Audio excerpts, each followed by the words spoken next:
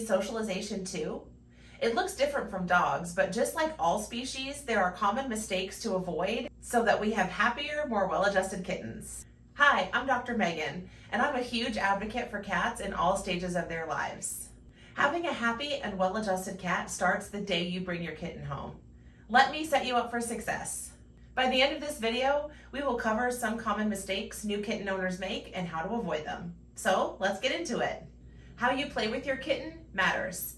It might be cute when your little kitten grabs and chews on your hands, but it's a lot less cute when you have a 15-pounder doing the same thing. You definitely want to spend a lot of time playing with your kitten, but your hands are not toys. Use toys when playing with your kitten and discourage them from biting your hands. If your kitten does try to bite your hand, redirect them onto a toy.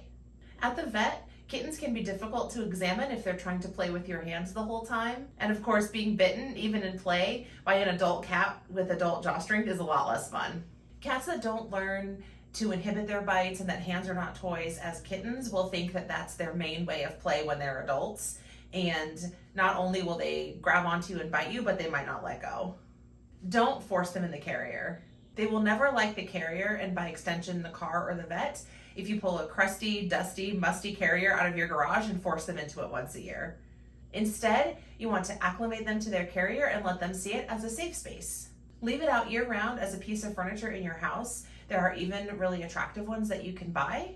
And make it cozy and cat-friendly with a blanket and some treats. Put it in an area of your home where they'll want a cozy spot to lay. If it is put away, when you pull it out, make sure it's clean and free of cobwebs and dead spiders, and put a nice blanket in it that smells like home. And the sky's the limit when your cat views their carrier as their safe space. It is easy to travel and can be used as a home base at the vet.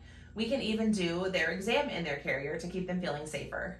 Leave it out at least a week in advance so they can reacclimate to it.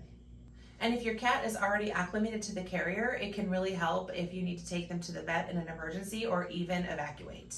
Having fun yet? Glad you got that kitten? Tell us a story in the comments, either a positive story or a horror story about getting your cat in the crate. Don't scruff your cat, ever, or let anyone else scruff your cat, including at the vet.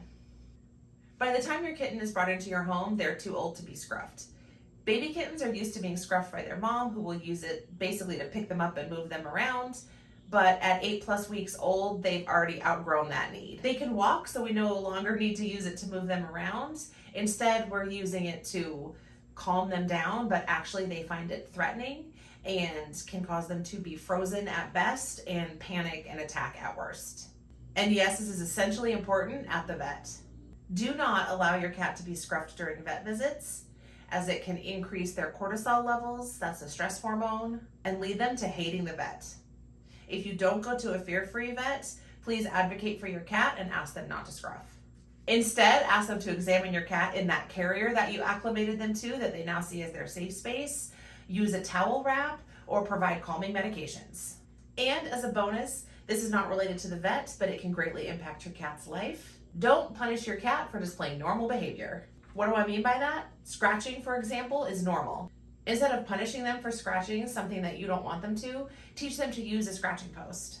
Asking your cat not to scratch at all is unrealistic because they need to do that for nail maintenance and also for stretching their muscles. So instead, show them where you want them to scratch. If they are scratching in unwanted areas, you need to set it up so it's incompatible with them scratching there, either by putting a scratching post in the way, moving the object they're scratching, or putting some double-sided tape on it so it's not so fun to scratch. As an example, I have a client who has a very spunky cat and a $3,000 upholstered headboard. Of course she had scratching areas for her cats because she's a good cat mom, but mostly she had horizontal ones. Her cat immediately started using the headboard as her new scratching post.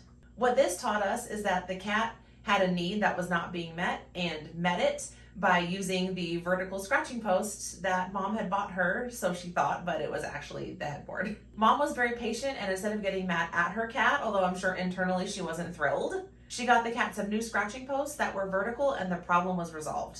So we discussed how to avoid some common mistakes with your new kitten, but these also greatly affect them at the vet. Interested in learning more? Subscribe to our email list to download our Fear-Free 101 checklist. And stay tuned, we have recruited some of our clients to take video of their kitten's journey to see training and socialization in action. Thank you so much for watching. Want to learn what your kitten's first vet visit will look like? Catch this video or maybe this video, or maybe this video. I'm not exactly sure where Jessica's gonna put it, but make sure to catch it. And be sure to put those little paws on the like and subscribe button so you don't miss a video. Want to know how your vet stacks up with your cat's experience? Download our fear-free practice benchmark.